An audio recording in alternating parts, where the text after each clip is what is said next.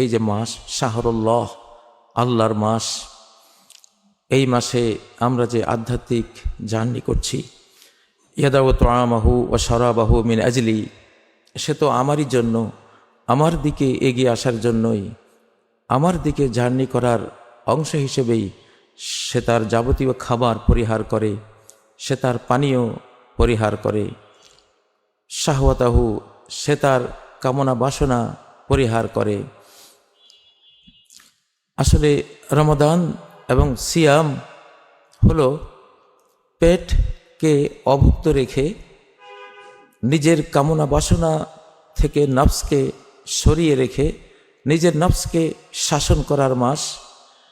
নিজের যে ষড়রিপু কুপ্রবৃত্তি সমূহ রয়েছে, কাম, ক্রোধ, মদ, মাৎসর্য সহ হিংসা, দেশ এবং লোভ, লালসা ইত্যাদি, এ সব কিছুকে শাসন করার জন্য এই সিয়াম এগুলোকে শাসন করে, নিয়ন্ত্রিত করে অন্তরাত্মাকে, সব কিছুকে আল্লাহমুখী করে দেয়া, নফসকে, হৃদয়কে, আত্মাকে আল্লাহমুখী করে দেয়া। সৃষ্টি জগতে আমরা যারা আছি আজকের যুগে, সারা বিশ্বব্যাপী মানবাধিকার সংস্থা আমরা দেখি, কিন্তু স্রষ্টা অধিকার সংস্থা বলতে কিছু দেখি না। অথচ সকল ধর্মগ্রন্থের একেবারে ফাইনাল যেই মেসেজ, সেটা হলো দুটো অধিকার। একটা হলো স্রষ্টার অধিকার, আর একটা হলো সৃষ্টির অধিকার, যেটাকে আল্লাহর ভাষায় তিনি বলেন হক্কুল্লাহ, হক্কুল ইবাদ, আল্লাহর হক, বান্দার হক। হযরতে মুআয ইবনে জাবাল বর্ণিত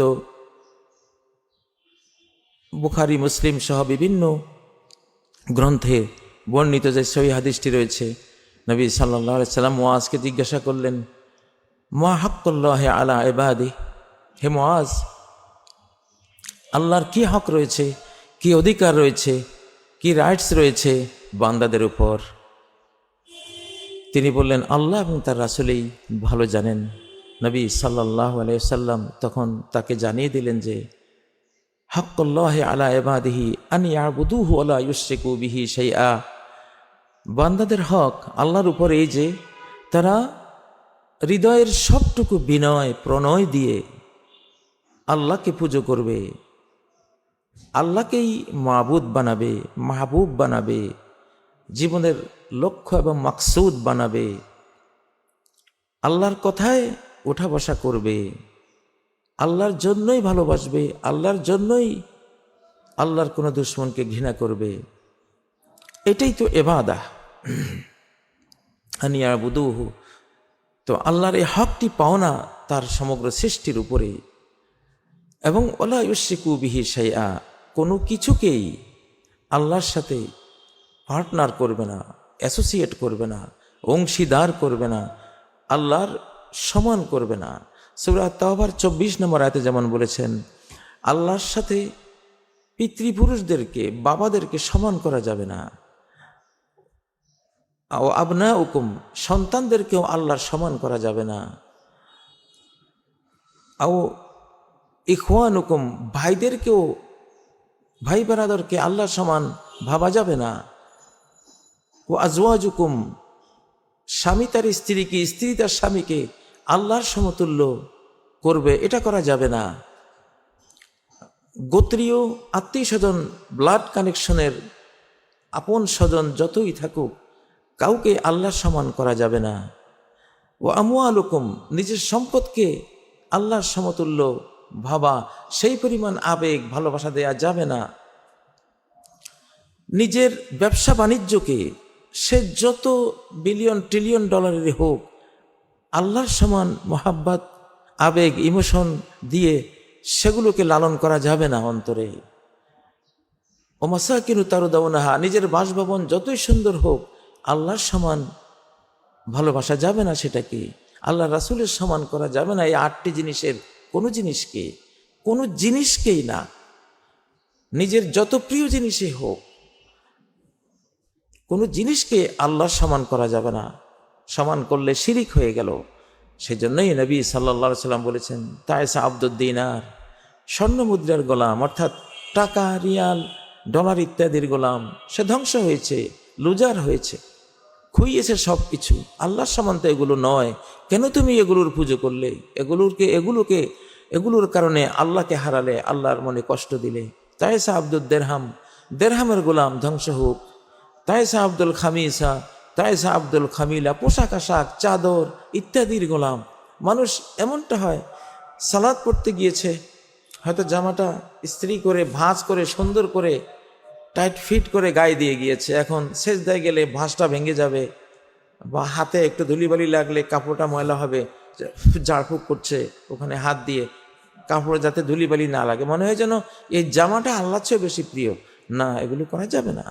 মানুষের আবেগ যেদিকে ছুটে সে তার বান্দা হয়ে যায়, যদি সেটা আল্লাহ থেকে উপরে চলে যায় তখন সে গোলাম হয়ে যায়। সেটা যেই কিছু হতে পারে, একটা বট গাছও হতে পারে, মানুষ তো একটা গোবরকেও পূজা করে, মানুষ তো একটা কত কিছু মানুষ পূজা করে। কোনো জিনিসকে আল্লাহর সমান্তরাল আবেগ, ভালোবাসা, মোহাব্বত, আকর্ষণ দিয়ে নেওয়া যাবে না মনোজগতে। এটাই তো জার্নি টু আল্লাহ, এবং সেই জার্নিরই মাস হলো রমাদানের মাস। ইয়াদাউ তাআমাহু ওয়া শারাবাহু ওয়া শাহওয়াতাহু মিন আজলি।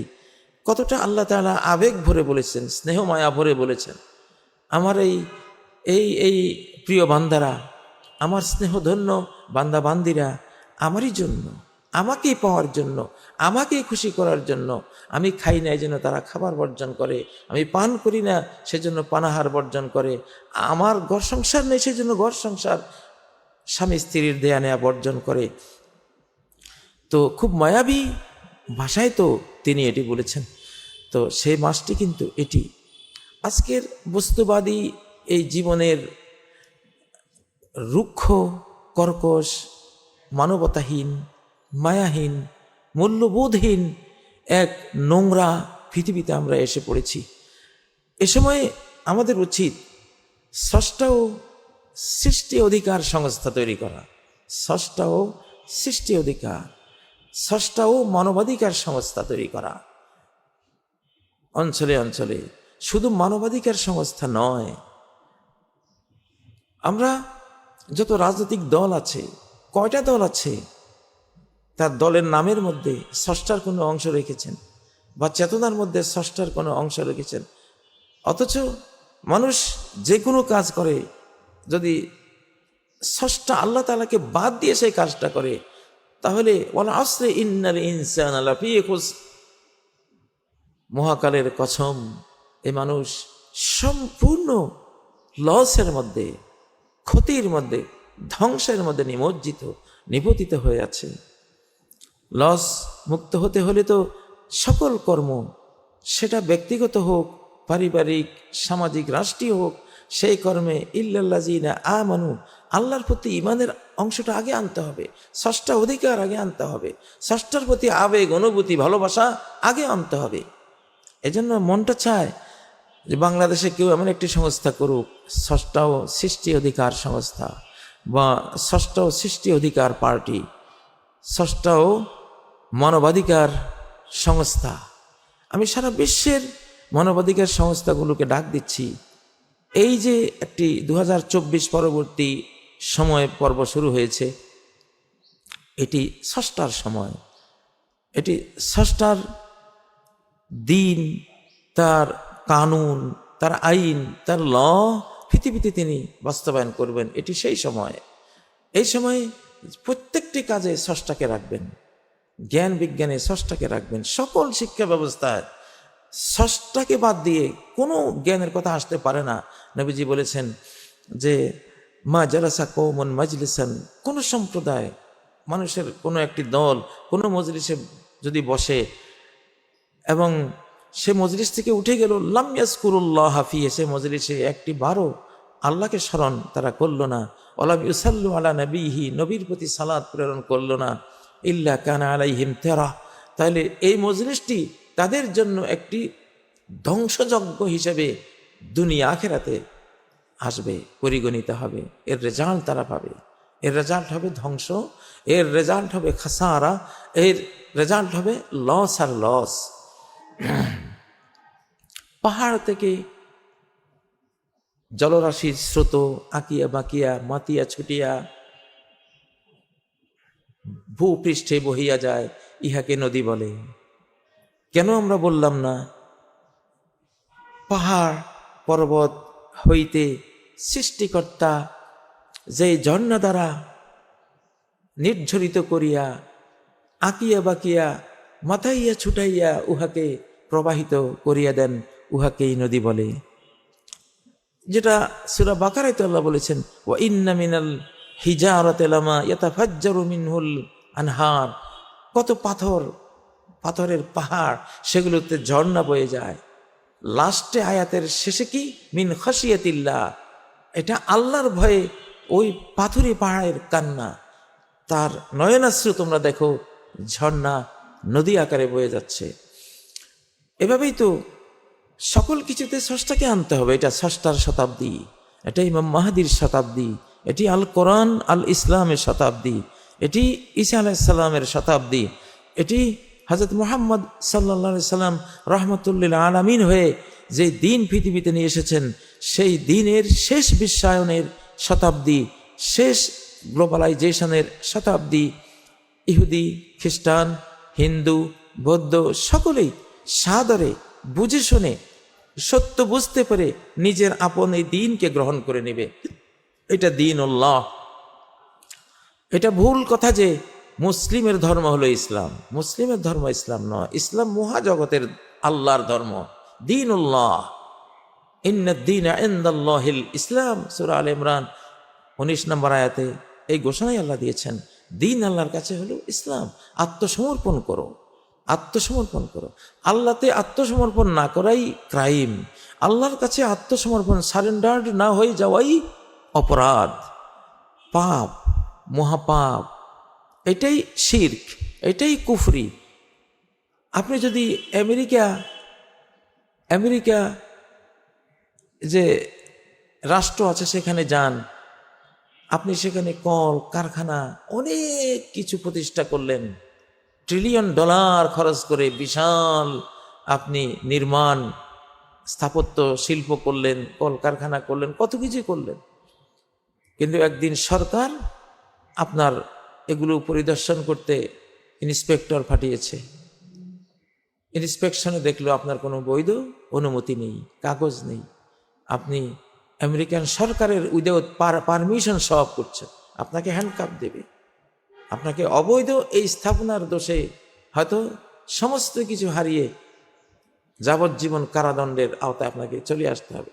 তেমনি আপনি যে এই পৃথিবীতে এত কিছু করছেন, প্রতি ক্ষণে ক্ষণে আপনার স্রষ্টার সাথে আপনার পারমিশন নেওয়া দরকার।